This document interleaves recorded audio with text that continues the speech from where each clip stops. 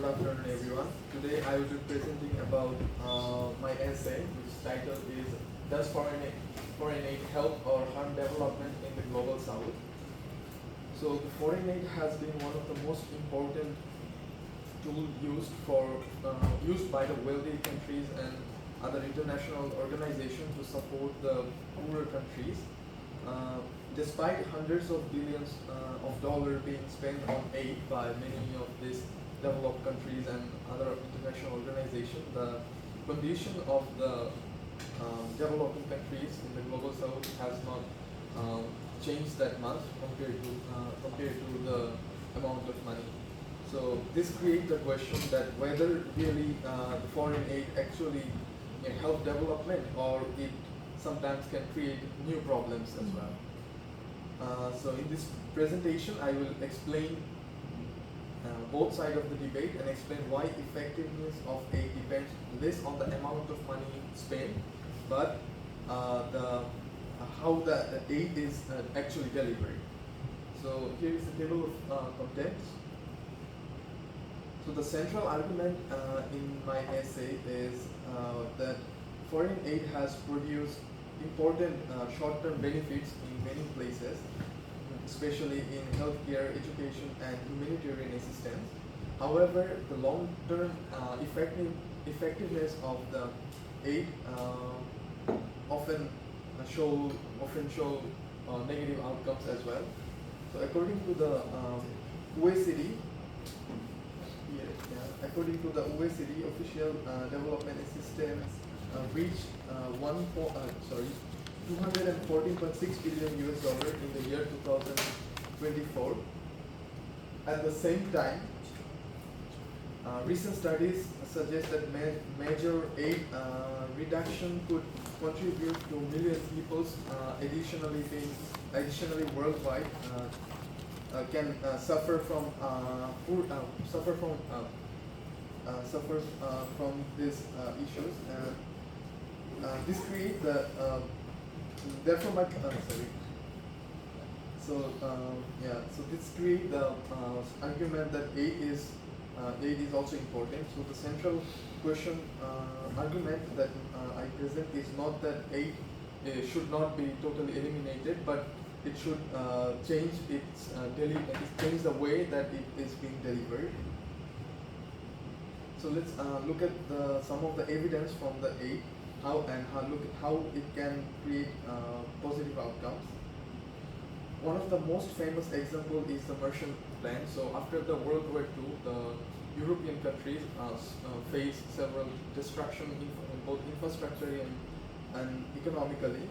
So in order to recover these countries, the US launched the Marshall Plan.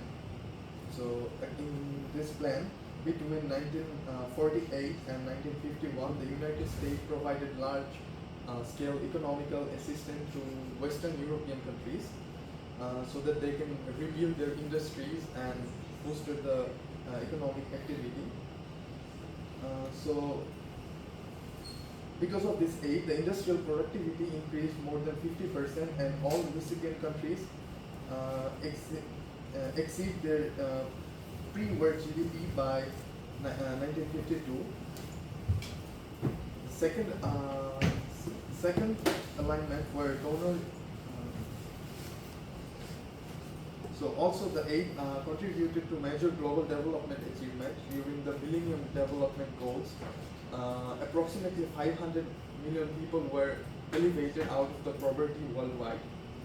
So in the health sector alone, aid funded programs have helped reduce child mortality, expand vaccination coverage, and fight infectious diseases around the world.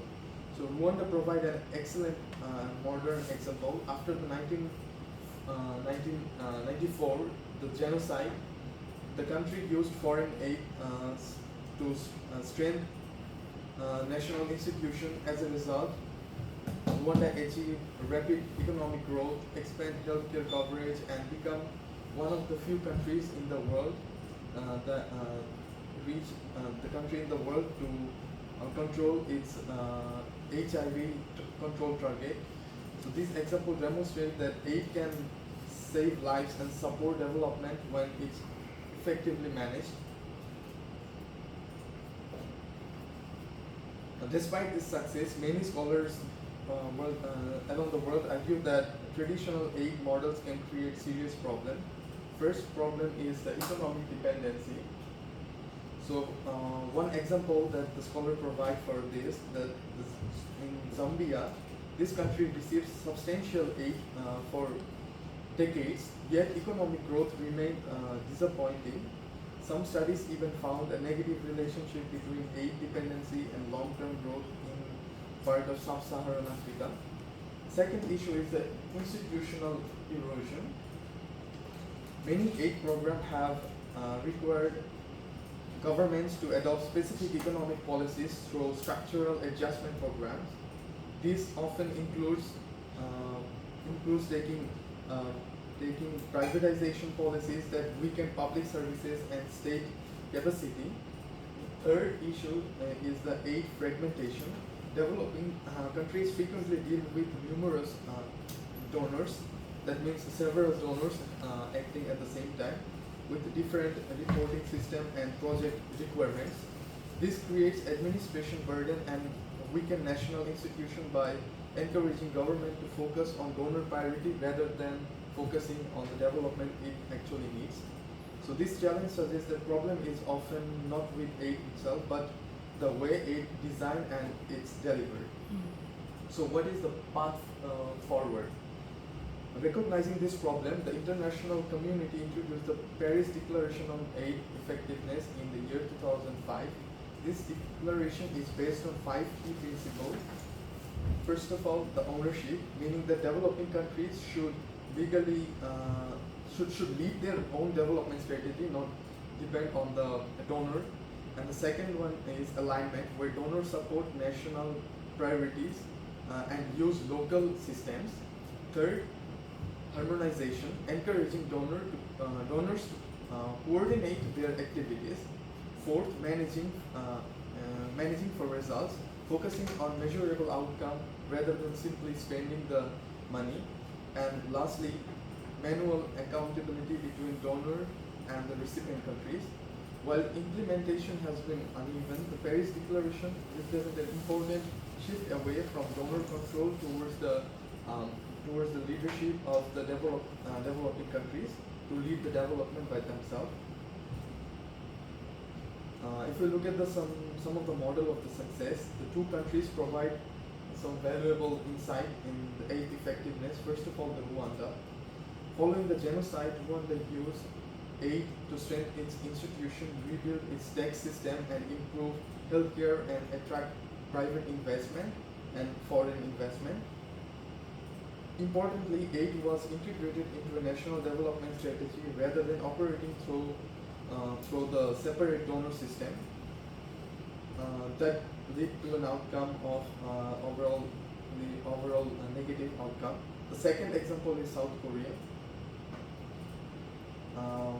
So South Korea was one of the poorest country after the civil war, and however the government used aid strategically to invest in strategic sectors like education, infrastructure, and manufacturing industries.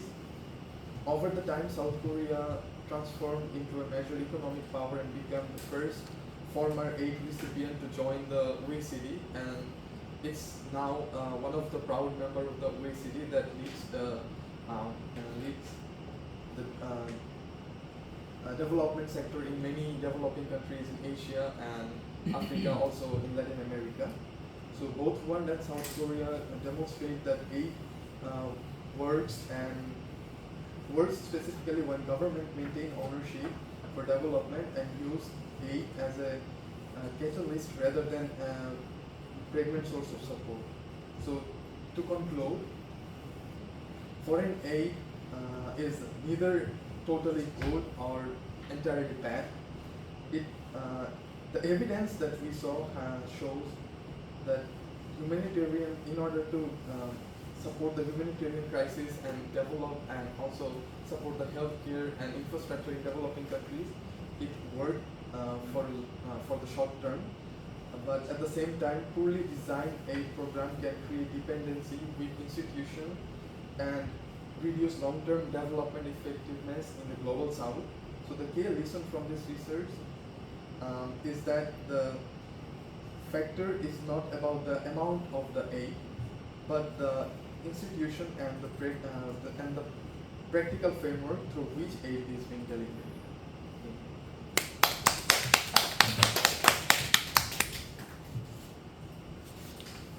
Any question?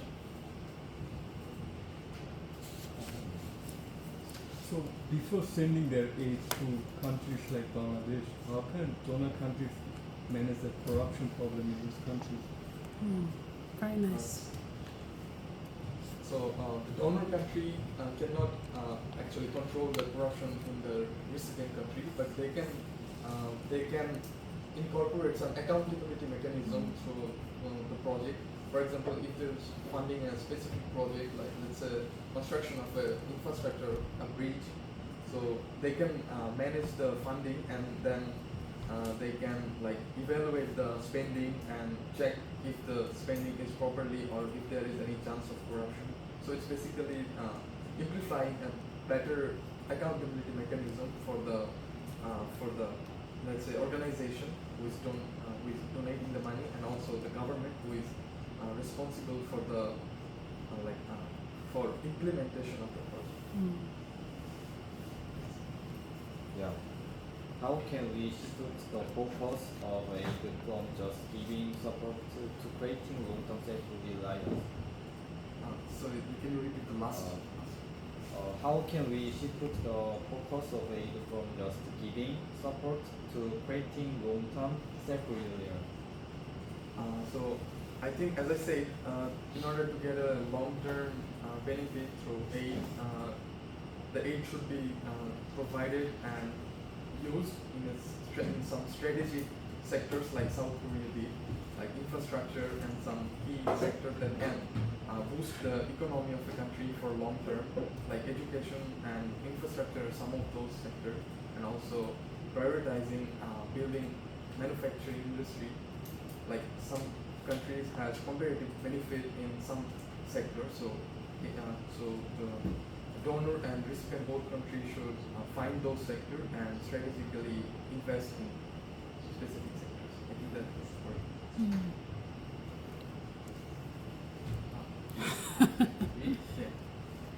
How can we be sure that these positive outcomes were caused by foreign aid rather than other factors? So we need to look like which economic factors of the country is driving the overall growth of the economy. So if let's say developing countries like Bangladesh, its overall economic growth is driven by like better infrastructure, then we need to see how this infrastructure will build. Was the money from the organization or donor countries, or it's funded by the national budget or funding? So if it comes from the international organization like the World Bank or other multilateral organization or a specific donor like COICA or JICA, then it's definitely the credit of this kind of cooperation between countries. Okay. What conditions are necessary for foreign aid to be effective?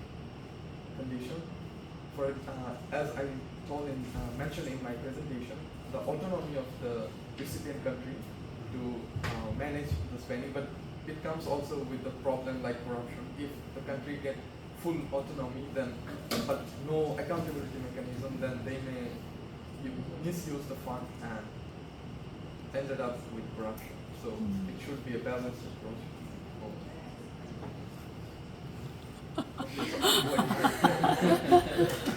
Yeah. What condition should country be before receiving foreign aid? Conditions. Yes. So, from the perspective of the donor, if they want to give aid to a country, the most important thing they need to see is that whether the project they're asking the money for is impactful for the country's economic growth, or it's just not necessary. Like it should be highly relevant and necessary for the country's economic growth. So sometimes some developing countries want to build some project that has less benefit compared to spending this money on the other sector. So as developing countries has limited resources, so the allocation in more effective sector is most important. Mm. Yeah. Wow. Do you think foreign aid is always effective and why? Yeah, as I said, in short term, it's shown improvement in several sectors like education, healthcare, by reducing the mortality rate and preventing some disease and illness. Like that. So in short term, mostly it's beneficial, but in long term economic impact, it's critical. Mm. Need to be evaluated.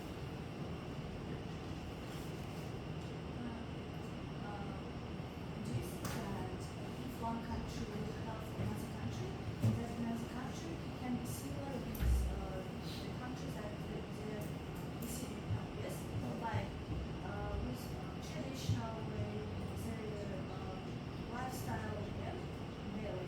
And in this case, what they should do to avoid about losing their own identity. Yeah, it's How a should they receive that and at the same time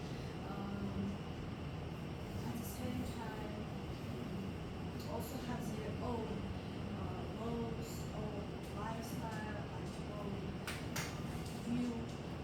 I understand what you're saying. So, foreign aid is mainly concentrated in economic terms, not on social terms. So, if a country is receiving foreign aid from a country, But what about the COVID, Cold War, for example, when they are giving help, but at the same time they are giving their own identity, their own idea for another country. yeah, it happened during the Cold War in many countries. Like the democratic peace theory is one of them. Like the countries were not democracy, so the Western countries give aid to them and funded the local organization to do protests and uprising so that they will fight for democracy and establish democracy in the country. So it happened. But I think in long term, it had no effect on the cultural aspects to deal with the economy. It's separate from the culture. So I would say it didn't last long. Mm. This kind of social changes. Mm. It's not for a long term, it's for a short term. As long as the funding is coming for this kind of specific cultural change or funding the uprising or protest, it will work. But as it stops. If you give somebody help, that country can see like what will they give back? Yeah, it has some implication. Like whoever is helping and giving the money is not without any conditions. There is hidden conditions. So let's say it's also related to monetary. Sometimes they want to expand their business to the country they're giving aid.